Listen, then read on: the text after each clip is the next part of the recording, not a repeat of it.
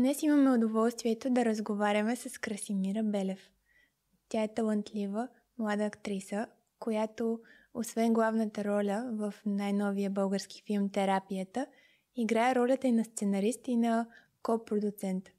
Здравей, Краси! Здрасти, Моника! Много благодаря за поканата. Благодаря ти, че участваш. Разбира се. Как се чувстваш? Чувствам се супер. Мисля, че сега няколко дни преди гала премиерата и премиерата по кината на филма, най-после вече започвам да се наслаждавам на процеса и да се отделям повече от работата и да влизам в това вълнение, което предстои. Тоест, работата вече явно е приключила и сега вече можеш да се насладиш на... Тя работата никога не приключва, но в момента намалява до такава степен, че мога да обърна внимание и на емоциите си, и на самата себе си, и това как аз изживявам нещата и това, което се случва. А как изживяваш нещата? Как се чувстваш наистина от работата? Чувствам се много удовлетворена, чувствам се щастлива с това, което направихме до този момент. Все пак това ни е първи проект, това е дебют за много от нас. Научихме се на страшно много неща, каквото и да се случи, каквито и да са резултатите. Това е едно невероятно изживяване, което беше просто буквално беше като учебник за нас и всички тези уроци и цялата информация, която научихме, просто можем да я пренесем в следващи проекти, така че съм много щастлива с начина, по който работихме и развихме нещата до тук. Кои бяха най-големите предизвикателства? Ти казваш, че има много неща, които е трябвало да научите, много неща, които е трябвало сами да усвоявате. Кои би казала, че за теб са били най-трудни? Мисля, че всеки етап си имаше своите трудности и спецификации, но мисля, че особено в началото най-трудно беше, може би, да намерим екип, с който да се разбираме добре, който да ни повярва, че можем да направим този филм, защото ние, и двамата с Антон, това ни е първи пълнометражен филм. До тук имахме само един късометражен, който представи се много добре на фестивали, но късометражният филм не е пълнометражен филм. И непознати лица, нови лица. Аз съм живяла и много в чужбина, така че не съм и толкова добре позната в България. И беше трудно да намерим хора, които да ни повярват, че сме сериозни и че наистина ще го направим. И това беше едно от първите предизвикателства, през които трябваше да преминем. Дори когато търсехме изпълнителен продуцент в началото, ни беше изключително трудно да намерим такъв и в крайна сметка не намерихме и бяхме поставени пред избора или просто сами да изпълним тази роля, освен основните продуценти, или да се откажем от филма. Имаше хора от екипа, които казваха, не може без изпълнителен продуцент, което е така, но просто ние поехме, в смисъл всеки от ядрото на екипа по някакъв начин пое и ролята на изпълнителен продуцент. И така всъщност направихме филма и се получиха нещата. Това беше едно от първите предизвикателства, още преди да сме започнали даже препродукция. Добре, като каза препродукция, ти си сценарист на филма. Това ти е първият дебют като сценарист. На пълнометражен, да. Да, на пълнометражен филм. Кажи ми как се зароди идеята за блокираните артисти? Да, тя е до голяма степен от личен опит. Ти ме познаваш, така че знаеш, че аз съм имала години, в които съм се съмнявала много в себе си. Не, че сега понякога не се съмнявам, но открих, че не само аз, а и много хора имат артистични блокажи. Това не значи, че те не са работещи артисти. Понякога дори работещите артисти могат да бъдат блокирани под някаква форма и да не отпускат цялата си енергия и да не творят на 100%, защото нещо ги спира. Примерно те може да са много развити в една сфера и да искат да пробват нещо ново, но поради някакви убеждения, които са им насъдени някога от някой, независимо от кой, дали родители или близки, или въобще дори непознати понякога, даже несъзнателно. То не е, хората не си мислят, аз имам такъв и такъв блокаж, аз не мога да правя това и това. По-скоро то е подсъзнателно. И си намираш други причини, Тоест, примерно нямаш време или нямаш... Винаги има нещо, което нямаш, за да започнеш това, което искаш, но то всъщност причината често е психологическа. Да, тя има физическо изявление по някакъв начин, но често започва от самия човек отвътре в себе си. На мен ми звучи като да нямаш вяра. Нямаш вяра в себе си или в това, което правиш. Да, но ти не си мислиш, че нямаш вяра в себе си. Много хора не си мислят, аз нямам вяра в себе си. По-скоро търсят причините във външния свят. То затова те са такива блокажи, защото до голяма степен хората не осъзнават, че ги имат. И това не става въпрос само за артисти. Във филма нашите герои са художници, но самата тема не е само за художници или за артисти или за актьори и въобще хора на изкуството. Става въпрос за всички видове професии. Това е доколко се влияем от мнението на другите хора. Докъде другите хора ни позволяват да се развиваме. Тоест, когато другите хора си казват, ти си примерно за тази позиция и ти си мислиш, да, аз съм за тази позиция, но някак в която и сфера да е, не при всички, но има... Това нещо се случва при много хора, че някак чакаме или изискваме да дойде някакво признание отвън, за да поемем ние постъпките на това, което всъщност искаме. Валидация, като някаква валидация, която казва, да, можеш да направиш това и да, трябва да направиш това и давай. Да, и затова понякога често питаме за мнението на хората, Не защото искаме наистина да знаем мнението на хората, защото искаме хората да се съгласят с нас. Да, затвърдят това, което ние вече точно знаем, така. примерно. Да. Според теб, как би повлиял филма на хората? Филма не е за всеки, той е... мисля, че филма ще повлияе позитивно на хора, които са готови да го разберат и да приемат това съобщение. Защото, някои хора, примерно, нямат такива проблеми. Браво на тях! Страхотно! При други хора, като мен, ни е отнело малко повече време да стигнем до момента, в който да повярваме в себе си и да почнем сами, така да се каже, да вземем живота в собствените си ръце, а не да изчакаме някой да ни разреши да правим нещата, които искаме и които обичаме. Така че мисля, че ще бъде възприет различно. На някои хора няма да им хареса, нормално това е филм, на някои хора им харесва, на други не, но това, което аз се надявам е, че филмът ще си намери точно тази публика, за която е създаден и по някакъв начин ще може да вдъхнови тези хора, които искат да направят нещо различно за себе си от това, което вече правят, но поради някаква причина има някаква стена или някакъв блокаж, който ги спира.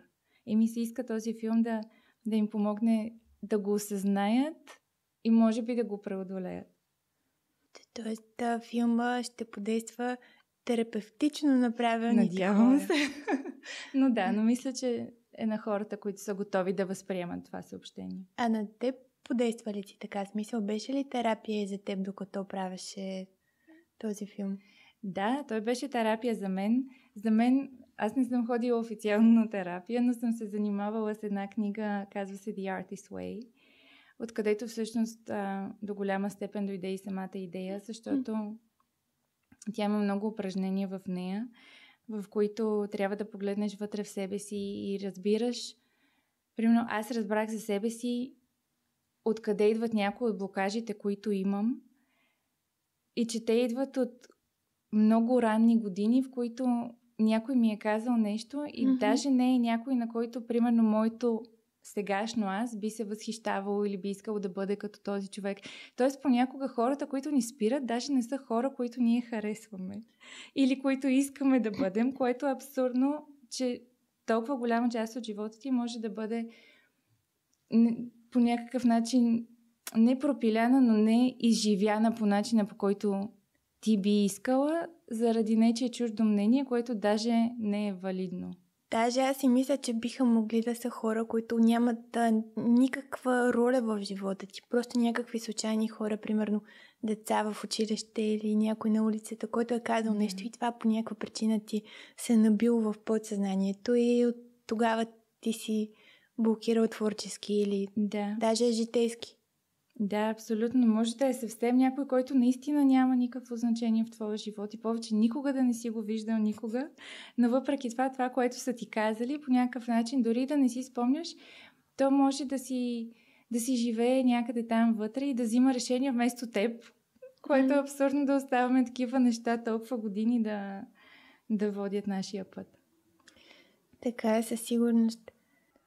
Всъщност ти играеш няколко роли в живота относно филма. Да. Коя ти беше най-трудната и коя ти беше пък любимата? Любимата ми беше актьорската.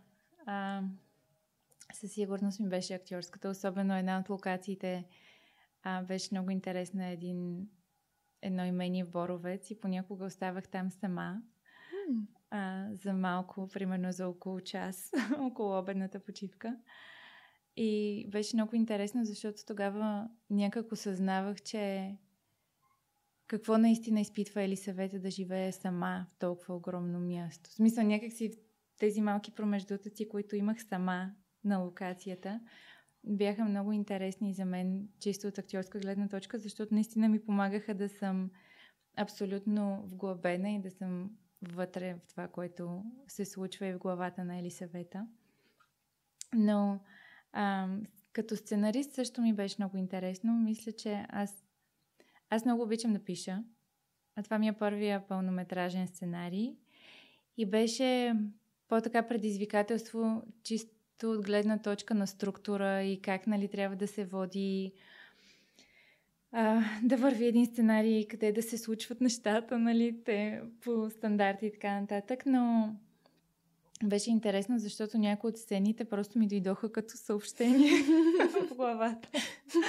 Например, има една сцена с вечерята. Това беше първата сцена, която написах изобщо. Тя просто някак си ми се появи. Не знаех точно какво пиша на този етап, просто тази сцена ми се появи като нещо, което имах. Написах я и почнах около нея. Вече започнах да развивам самите герои и това, което се случва в сценария, но най-трудно ми беше на продуцент. Аз съм по-артистична и тази роля на копродуцент беше по-скоро по неволя. Но пък е интересно по различен начин. Мисля, че продуцентството ти дава свобода, която нито едно от другите неща не ти дава. Каква свобода ти дава? Можеш да взимаш решения, които зависят от теб. Нали, дори и творчески решения. Да, креативни. Да, т.е. много отговорно отговаряш за всичко и е малко стресиращо да отговаряш за всичко, но пък ти дава свобода наистина това, което си направил, да знаеш, че е това, което си искал да направиш, защото наистина това са твоите решения. Нали, не всичко е направено от теб, но ти си се съгласил на нещата, които са се сгубили, начина по който са се направили, дали е музика, дали е режисура, нали, за всичко ти присъстваш в целия процес и е интересно. За мен като актриса беше интересно да съм продуцент, защото за пръв път бях, нали, за такъв по-голям проект, за пръв път бях там от началото до края и можех да видя колко неща са включени в това да се направи един филм и как аз обичам актьорите, аз съм актриса, но как това не е единственото, което се случва в един филм и как до голяма степен начина, по който изглеждат актьорите, начина, по който после ги виждаме на екран, това всичко е направено от други хора. Нали, от осветление, от звук, от монтаж. Мисля, от всички толкова хора работят по един проект, а накрая не виждаме хората, които работят по самия проект, виждаме определени лица и може би като зрители често пренасяме много, не знам дали важност е правилната дума, защото всеки е важен по собствен начин, но някак, може би като зрители забравяме колко много хора всъщност стоят зад тези хора, за да са те там. Всъщност това, което ти каза за това, че филма започва да си живее истинския живот, когато излезе по кината, аз си мисля, че той започва да си живее истинския живот в момента, в който и други хора се въвлекат в него. Тоест, готов е сценария и след това всички се въвличат в него. И той става нещо съвсем различно от това, което е било като идея първоначално. Ти ще кажеш най-добре дали е така. Но вече, когато повече и повече хора започват да работят върху него, той става нещо напълно различно. Той е колаборация. Той е общ проект. В смисъл, той не е направен. Да, сценария беше готов. Аз го виждам по един начин в моята глава. Но истината е, че както и да се опитам да обясня това, което виждам, никога няма да бъде 100% като в моята глава. Освен това, не мисля, че и трябва да е така, защото, примерно, някои сцени се получиха по-готино, отколкото си ги представях. Според мен, ако искаш да го направиш точно на 100% както ти искаш и да го контролираш до такава степен, е някакъв начин да кажеш това, което аз си мисля, е най-хубавото и никой не може да измисли нещо по-хубаво от мен.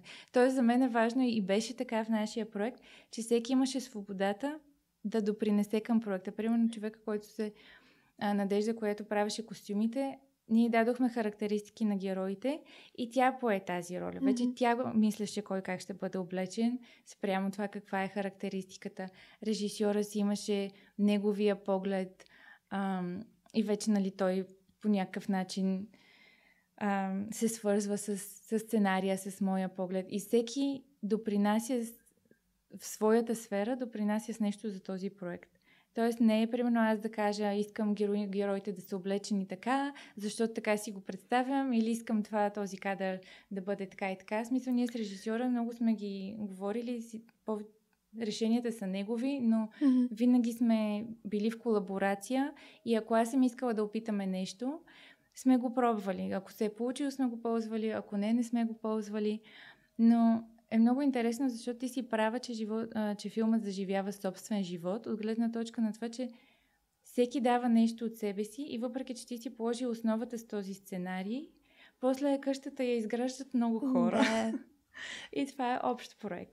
Това е много важно и хората да имат обща визия, защото ако един донесе един стил, друг донесе друг стил и единия е барок, а другия строи къща в минималистичен стил, се получава нещо така много... Но тогава предполагам, че и на самия сет вече има търкания и не е толкова приятна и работата. Мисля, че тези неща се усещат още в самия процес, когато виждаш какво се случва. Въпреки, че аз не съм забелязала, също бях на снимките и не съм забелязала да има търкания и творчески... При нас не. Мисля, че ние имахме огромен късмет, просто целият екип да гледа в сравнително една и съща посока. Което според мен да, не се случва много често. Не знам, нямам толкова опит с други. Но да, мисля, че беше огромен късмет. Просто хората, с които работихме, всички работиха много дълги часове, както знаеш. Имахме и там много предизвикателства на самите снимки, какво ли не ни се случва. Но се справихме и мисля, че беше точно защото екипа беше толкова всеотдаен. Имаше едно спокойствие, въпреки казваш, че е имало предизвикателства. Аз пък мисля, че имаше някакво спокойствие и някакво вътрешно знание, че всички гледат в една посока и че всичко ще е наред. И това е много важно да го има. Точно, мисля, съгласна съм, защото и аз усещах, че всичко ще бъде наред някакси, въпреки че беше първи филм и вместо, нали, не е имало момент, в който да съм била паникьосана, защото някак си вътрешно просто знаех, че нещата някак ще се наредят. Не знаех как, но знаех, че ще се наредят.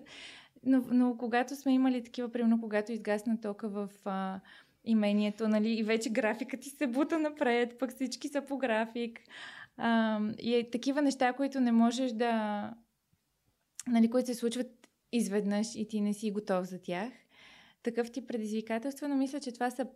Предпочитам да имам такива предизвикателства, защото тогава екипа намира начин да се справи с тях, но да имам сплотен екип, отколкото всичко да е наред и уж нищо да не се случва, кой знае какво, но пък нали, в самия екип да има някакво напрежение. Да, мисля, че напрежението... Мисля, че понякога помага, но в повечето случаи може би пречи. Мен ми е много грозно, когато някакви режисьори умишлено създават напрежение, защото си мислят, че по този начин потикват актьорите си или екипа си да работи по-добре. Значи много интересно. Аз имам 2 различни преподавателя по метод в училището в Страсбург. И единия е много той работи така по-под стрес. Тя всъщност. Mm-hmm. А другия винаги иска да сме спокойни. В смисъл, те са много различни като похват. И в началото много се асоциирах с едната ми преподавателка, просто защото бях свикнала, че всичко трябва да се случва, нали? Това е актьорско, трябва да страдам, трябва да плача. В смисъл, трябва да си изрова най-дълбоките рани и така нататък, но и неговия похват някакси не можех да се асоциирам с него. Обаче колкото повече работя и с двамата, почвам да откривам неща, когато имам класове с него, които никога друг път не съм откривала. Аз даже съм забравила, че тези неща са ми се случвали. Примерно, той просто ти казва, че трябва да се оставиш и самото ти въображение да намери правилните предмети и просто да се отпуснеш и че ако си наистина отпуснат, тогава нещата сами идват при теб. И това е, което ти казваш за изкуствено създадения стрес. Нали, дори и на сет, дали ако примерно си работиш по герой или е на сет, за някои хора може би си мислиш, че помага, но ако се научиш да работиш по другия начин, мисля, че има повече възможност за неочаквани неща да се случат. Това е много интересно. Всъщност аз бях прочела, че напрежението като anxiety, като стрес и вълнението всъщност е една и съща емоция, просто се проявяват по различен начин. Едната е плюс, другата е минус. Това е много интересно. И мисля, че това наистина работи. Явно работи и напрежението, което се създава и стреса, но ми се струва малко по-приятно хората да работят, когато се вълнуват за едно нещо, отколкото когато иска да се убият помежду си. Да. И аз така съм съгласна. Съгласна съм, да. Пък къде е истината, не знам. Мисля, че зависи от човека. Въпрос на вкус. Да. Всеки си има собствените специфики. Ти имаш ли други планове сега? Имате ли нови проекти, които правите? Има ли нещо, което следва след като терапията заживее своя живот? Да, много добре го каза, заживее своя живот. Мисля, че това е най-трудната част, да пускаш нещата да заживеят своя живот. Защото до сега сме имали някакъв контрол върху нея, нали? Но сега вече, след като я пуснем, имаме един късометражен филм, който е в постпродукция в момента. Казва се "Никой, някой, всеки". Става въпрос за домашното насилие. Сценария на Иванка Бакалова. И очакваме да бъде готов до 2-3 месеца. Се надявам, че ще бъде готов. И след това имаме още един сценарий, по който се надяваме да започнем работа лятото. Сценария на режисьора Станислав Христов, който е режисьор на терапията. Но все още е рано, нали, да се говори. Планираме да снимаме лятото, но живота е живот, никога не се знае какво ще се случи. Така че имаме планове, но да видим как ще се развият нещата. Дай Боже всичко да е наред и да има и нови проекти. Да, но... Аз искам да те питам, ти всъщност си учила в Лондон. Не, глупости. В Северна Англия. В Северна Англия. Въпреки, че много хора казват Лондон, някакси Англия е малко... Лондон е малко като нарицателно на Англия. Въпреки, че Лондон е най-малко Англия от Англия. Добре, да. Някак си те свързвам с Лондон. Аз съм живяла в Лондон. Ето защо. Да, но не съм учила там. Да. Учила си в Северна Англия, актьорско майсторство. Да. И сега учиш в Ли Страсбург. Да, сега съм в Страсбург. Остава ми още съвсем малко. Какво ти остава? В момента карам последния семестър. Имам още месец и половина до края на март и приключвам съвсем. И е малко така, смисъл. Хем се радвам, че, нали, ще завърша. Същевременно си мисля, сега това ще бъде една нова глава, нали, като затвориш нещо, трябва да си намериш нещо ново. В смисъл, не, че си нямам проекти, които съм решила да направя, но все пак е малко така сладко-горчиво. Но Страсбург е много интересно. Аз като учих в Северна Англия, то беше университет на Хъл. Там ни беше по-университетско, не беше толкова като школа. И учихме театър, научихме и различни видове перформанс. там ни изучавахме артисти като Марина Абрамович и по-скоро някак си ни показаха различните посоки, в които можем да отидем, но не изучавахме нищо в някаква специфична дълбочина. Нали, затова много ми се искаше да отида в Страсбург, защото те преподават точно това, което исках да уча в такава дълбока степен. Те имат различни програми, но аз правя The Associate Degree, което всъщност е единствената им програма, в която се дипломираш с диплома. Тоест, другите са им като тип курсове, но това, което аз правя, то е 2 годишно и накрая получаваш диплома за това, че си учил по метода. Да. Но там е много интересно, нали, в смисъл самата система на Страсбург е много интересна, в самото училище също се случват много неща, но правим и упражнения, които са свързани с animal work, в смисъл, нали, когато изучаваш някое животно и от това животно взимаш негови характеристики и ги вкарваш в твоята физика. Така. Ти кое животно си избра? То зависи от героя. Зависи от героя. Миналата година беше забавно, работихме по горила. Пък аз бях бременна тогава. Точно като работихме по горила беше много трудно, защото трябва да подскачаш. Там нямаше значение, че съм бременна. В смисъл, никой не ме жалеше грам. И беше си голямо предизвикателство, защото единия път направихме такава импровизация, в която бяхме няколко горили. И едно от момчетата, той е много висок и много здрав, в смисъл тренира много. И той беше толкова в самото животно и почнахме, нали, някакси да си общувате чрез телата като горили и почнаха изведнъж да се блъскат, да се бият. Аз бях бременна и се изплаших, защото си помислих, нали, че могат да ме ударят или нещо такова и отидох там в ъгълчето и почнах да ги гледам така отстрани. Но си мисля, това също е нещо, което би се случило в животинския свят. Със сигурност. Тоест, това е моя реакция, но тя е и реакция, която предполагам, че и самото животно би имало, ако попадне в такава ситуация, да защитиш малкото. Нали? Абсолютно адекватна реакция си, според мен. Жените имат майчински инстинкт, така че жените от всеки, предполагам, как да се изразя, вид. Да, но е много интересно, защото изучаваме и такива неща. По принцип не учим за dreamwork, за работа с сънища, но са идвали... Анди Гарсия беше при нас миналата година, което беше много готино. Да. И той спомена, че работи понякога по dreamwork.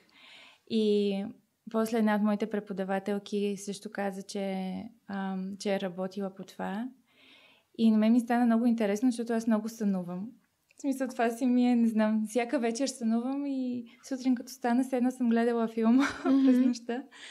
Ми беше много интересно. Има и такива похвати, които не изучаваме активно, но така, нали, се говори можеш да чуеш от някои различни неща, като по-така спиритуални практики, може би. Това е много интересно. Да.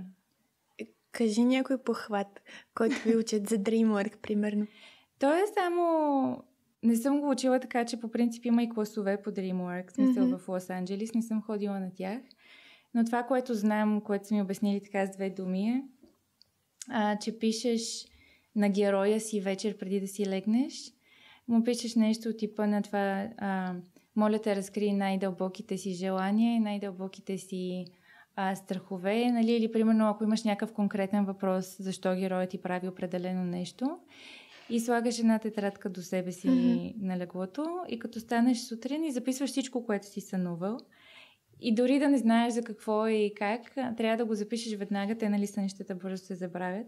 И после вече може да си направиш анализ и да видиш това, което си сънувал по някакъв начин, дали е свързано с героя или с пиесата или по каквото работиш. Сънищата са днешните отговори на утрешните въпроси. Да, това много ми харесва. Така че, да. На мен ми звучи като нещо, което така би имало своята практика и би било доста полезно. Не знам, нали, на някои хора със сигурност може да им се струва странно да използват подобни методи. Той и горилите и котките може да се струват странни. Не, след като си бил в това училище толкова време, някак си нищо не ти се струва чак толкова странно. Всичко си е някакси, не знам, нормално. Ако искаш да се върнем на терапията, Добре. Ти какво би написала, ако сега имаше тази възможност, като нощно послание на своя герой в терапията? Какво беше предизвикателство за теб при изграждането на персонажа? Тоест, ако бих задала въпрос на Елисавета, какво бих я питала? Примерно. Много добър въпрос. Може би бих я попитала защо мнението на нейните родители е толкова важно, че да определи целия й живот. Мисля, има хора, които не са подкрепени от родителите си, но пак си върват по своя път. Което не е идеалният вариант, нали? Но може би, не знам, при нея така се случва, че тези двама човека предопределят цялата й съдба буквално от началото до края на живота й. Тоест тя е така, самата героиня е пропилян талант. И просто може би бих я попитала защо толкова много ти пука. Много добър въпрос. Не знам много добър въпрос. Ще я попитам. Добре, другия път да кажеш. Да. Много ми хареса това. Да, просто има много... Не знам, когато работиш по един герой, винаги изникват повече и повече въпроси. И примерно, нали се свързваш някои неща с героя, с други не чак толкова. Когато работех по Елисавета, има много неща, които са допирни точки с мен, но реално има и много, които са доста далеч. Тоест, аз не съм Елисавета, но виждам много неща от себе си в нея, но по-скоро може би съм намерила начин да преодолея тези неща и да върва в определена посока, а тя не може да го направи. Да. Тоест, нейният блокаж е по-дълбок, може би. Да. Всеки човек, който всъщност има някакви такива много сериозни блокажи и не може да ги преодолее, се заема с това да лекува блокажите на другите хора. Да. То е така. Бях ходила на един мастер-клас на Ивана Чебък. Тя е преподавател по актьорско майсторство също в Лос-Анджелес, но беше един мастер-клас в Германия. Те работиха по една пиеса. Двама човека работиха по една пиеса и ставаше въпрос. Единият герой беше психолог и тя точно това обясняваше, че всеки психолог, сега не знам кой гледа, но че по принцип психолозите имат свои проблеми и свои неща, които трябва да преодолеят, но ги преодоляват чрез другите хора. Тоест, помагайки на другите, намират начин да се справят и със собствените си тързания. Да, знам, че психиатрите са пък най-откачените измежду всички. В смисъл, по-откачени са и от пациентите. Да, така съм чула. Да. Всеки си има нещо. Мисля, че дори хората, които изглеждат сякаш всичко им е перфектно и нямат никакви блокажи и са... Нали, всичко правят с замах. Мисля, че всеки човек има нещо в неговата глава, което прямо някакви съмнения, дори да не ги показват. Въпреки, че се сещам за едно момче от моя клас, който изглеждаше сякаш нищо, никога не го съмнява.